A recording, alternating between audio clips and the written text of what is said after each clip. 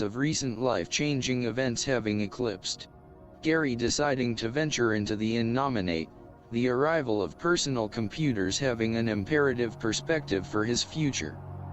Introduced to the world of computers in 1982, compliments of Kiowa Service and the John Deere Company, and at home with a TR-80, later utilizing a TI-99 at work, but yet to experience the expanded realm of the Internet. The local entrepreneur of the New Age faction in Kiowa was the editor of the Kiowa News, Rex Zimmerman, whom was propagating the application and installation of home computers. Gary, curious to the financial aspect, discovering that to indulge into this new medium would cost an expediency in the neighborhood of $500, not quite fitting into his budget. Deciding to visit with Walter Fry, the loan officer, and vice president of Iowa's First State Bank, confident of a resolution.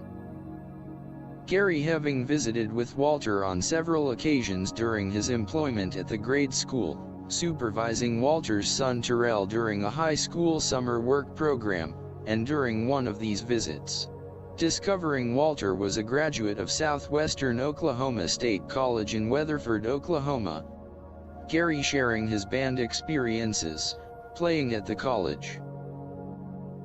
The day to finalize the loan arriving, the applicant discovering Walter Fry was not present, but John A reprehensible nemesis from Gary's past.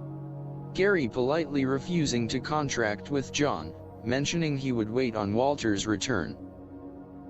Gary placing his order with Rex, and not being well versed on new computer technology and the Microsoft Windows 95 operating platform, leaving the specifics including the internet connection up to Rex.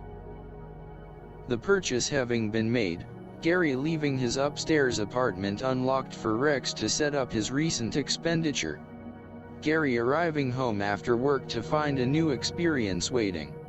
Windows 95 was a quantum leap forward from a DOS OS, Rex having installed Opera as a browser, being of the opinion that it was better than Internet Explorer.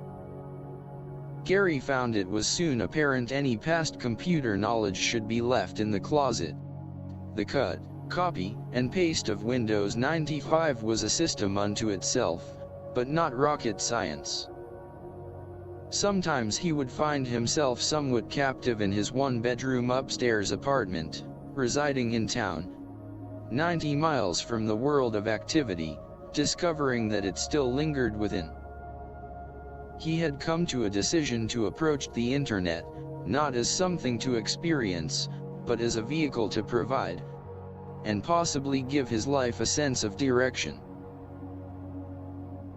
Sharing the advent of his new purchase was hospital friend at work, Glenda Holdaway.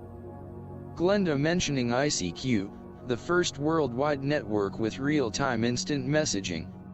Users could register, and were assigned an 8-digit number so others could contact them. The messaging system developed in Israel in 1996. The initials ICQ, a homophone meaning ICQ, derived from the Morse code CQ, meaning calling anyone. It wasn't long before Gary was introducing himself to a host of new acquaintances. His evenings in his apartment no longer a perforate of solitariness. A ICQ chat room friendship developed with many throughout Europe, Australia, even in Asia. One evening discovering a South Barber High School graduate living in Japan, her name Charity Smith. Gary remembering her from her school track meet endeavors, the only girl on the high school track team to wear black tennis shoes. The young lady now working with a church organization. Gary's ICQ internet interest having expanded to over 30, mostly of the opposite gender. A most interesting was Eva, a German resident residing in Greece, who worked for the German consulate, but also affiliated with the United Nations as a translator. Besides German and English, she spoke fluent Greek. The two finding they had something very much in common, the world-renowned New Age composer and musician, Yanni. Eva having attended the world-acclaimed presentation of his formidable score, Yanni, live at the Acropolis, with the Royal Philharmonic Concert Orchestra, in the Herodosathkos Theatre in Athens years earlier. Gary adjudicating her musical knowledge.